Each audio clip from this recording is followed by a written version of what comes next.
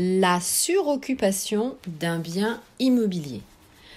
Bonjour à toutes, bonjour à tous, je vous souhaite la bienvenue, ici Sophie Vergès. Aujourd'hui, nous allons parler de la suroccupation d'un bien immobilier. Alors, qu'est-ce que ça veut dire, ce terme-là? Eh bien, vous allez vite, évidemment, le découvrir. Ça veut dire que le bien immobilier, va être trop petit au niveau de sa surface habitable pour, évidemment, pouvoir permettre aux occupants de vivre sereinement et de manière décente, justement, critères de décence. N'hésitez pas, bien sûr, à écouter le podcast 79 sur les critères d'insalubrité et de décence, puisque, justement, le fait d'avoir une suroccupation, donc plus d'habitants que la surface du bien immobilier le permet, c'est un critère d'insalubrité. Alors, nous allons rentrer évidemment plus dans le détail pour voir cela ensemble si vous me le permettez. Alors, tout contrat, tout bail de location doit préciser la surface habitable du bien immobilier. Cette mention permet évidemment de s'assurer justement qu'il n'y a pas suroccupation, c'est-à-dire qu'il y a un nombre trop important d'occupants au regard de la surface du bien immobilier. Alors, les textes, évidemment, vous avez plusieurs textes réglementaires et notamment l'article R822-25 du Code de la construction et de l'habitation, le fameux CCH.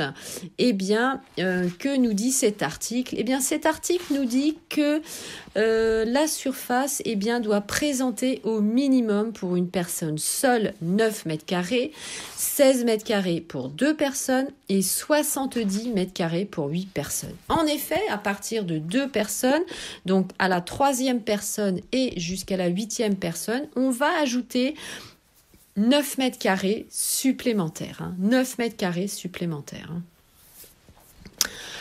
Alors, ensuite, deuxième point, que risque un propriétaire bailleur? Donc, que risquez-vous si vous êtes investisseur et que votre logement est suroccupé?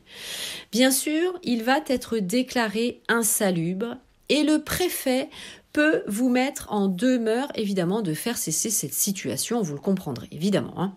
Donc, un arrêté de traitement de l'insalubrité peut être pris, et donc, évidemment, le loyer va cesser d'être perçu du premier jour du mois suivant la notification de l'arrêté. Et donc, évidemment, une fois que les mesures sont faites, vous allez pouvoir, évidemment, percevoir de nouveau évidemment votre loyer.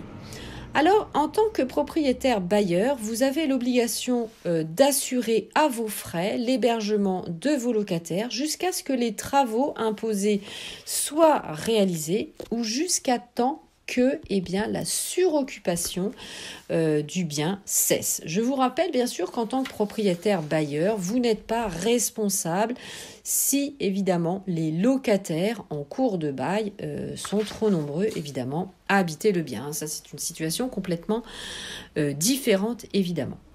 Si, en tant que propriétaire bailleur, vous n'exécutez pas évidemment les travaux, vous allez payer une astreinte par jour de retard et les travaux pourront être exécutés d'office à vos frais.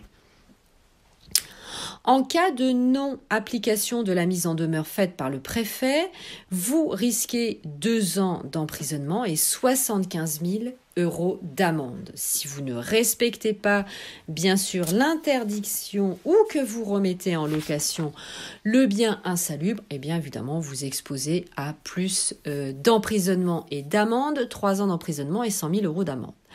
Vous pouvez aussi avoir des peines complémentaires comme la confiscation de votre immeuble, c'est un peu ce qu'on appelle évidemment dans le terme général un marchand de sommeil, ou encore carrément l'interdiction d'acheter des biens immobiliers, on le comprend évidemment.